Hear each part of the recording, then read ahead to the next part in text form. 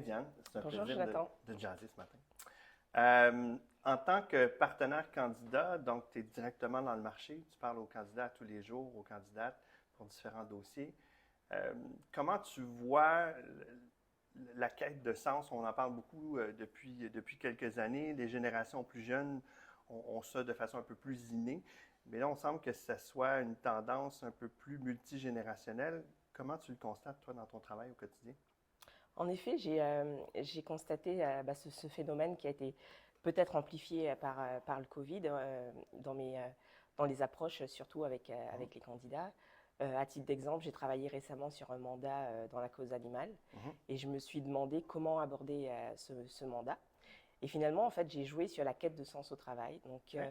pour attirer les candidats. Et j'étais assez agréablement surprise de voir en fait que il n'y a pas que le salaire en fait Mhm, qui attire, il y a aussi en fait cette quête de sens au travail.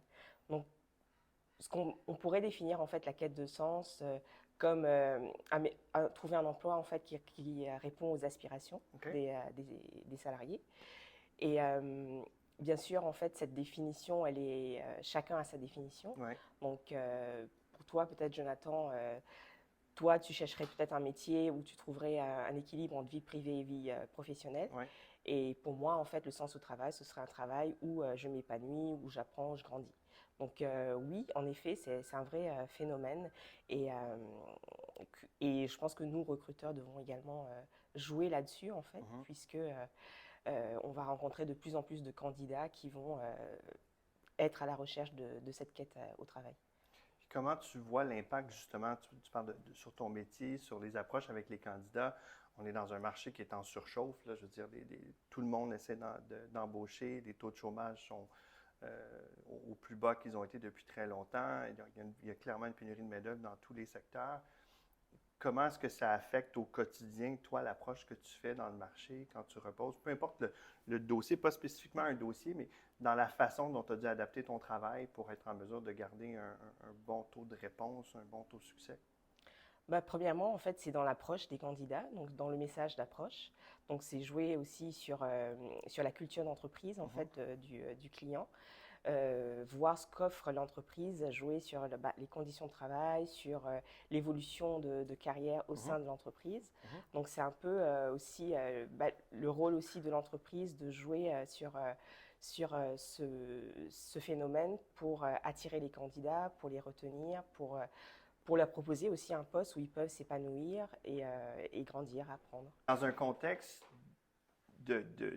où les approches sont fréquentes, où les candidats sont sursollicités justement dans le marché, à quel point est-ce qu'une approche personnalisée comme tu fais au quotidien, tu sens l'impact que ça amène, puis quel genre de retour est-ce que ça te donne? Clairement, en fait, je vois vraiment une différence, en fait, puisque, en effet, les candidats sont sursollicités, puisque il y a des candidats qui me disent, moi, je reçois des dizaines de messages par semaine Mhm. et je ne sais plus quoi faire, je ne réponds plus aux recruteurs.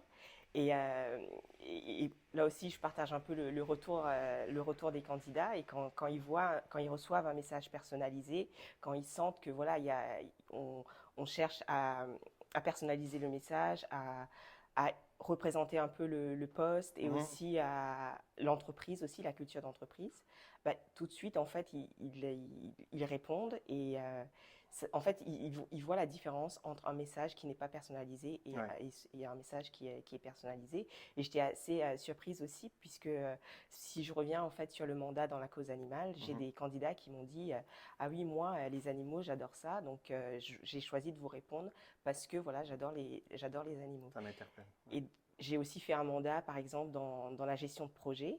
Donc, mon message d'approche a été surtout d'utiliser en fait les termes utilisés par les gestionnaires de projet. Et tout de suite, là aussi, le retour a été vraiment incroyable. J'ai eu beaucoup de retours et les gens m'ont dit waouh, je sens que voilà, tu mets du cœur dans la rédaction de Mhm. tes messages d'approche. Et donc, j'ai juste envie de te répondre, même si je ne suis pas intéressée. Ben voilà, j'avais envie de te dire que voilà, ce message d'approche est personnalisé. Je sais ce que tu veux, je sais ce que tu recherches et je sais quelle entreprise recherche tel candidat. Fait que c'est vraiment ça la différence, c'est que cette approche personnalisée fait que les candidats se sentent plus interpellés comme individus et pas juste comme un numéro dans un courriel de masse envoyé à 100 personnes. C'est exactement ça. On a juste changé le prénom. C'est clairement intéressant. Puis, je pense que de la même façon dont tu parlais de la quête de sens dans le métier des candidats qu'on approche, je pense que c'est la quête de sens aussi dans ce que nous, on fait au quotidien sur nos différents dossiers. Merci beaucoup, Diane. C'est très agréable de jaser.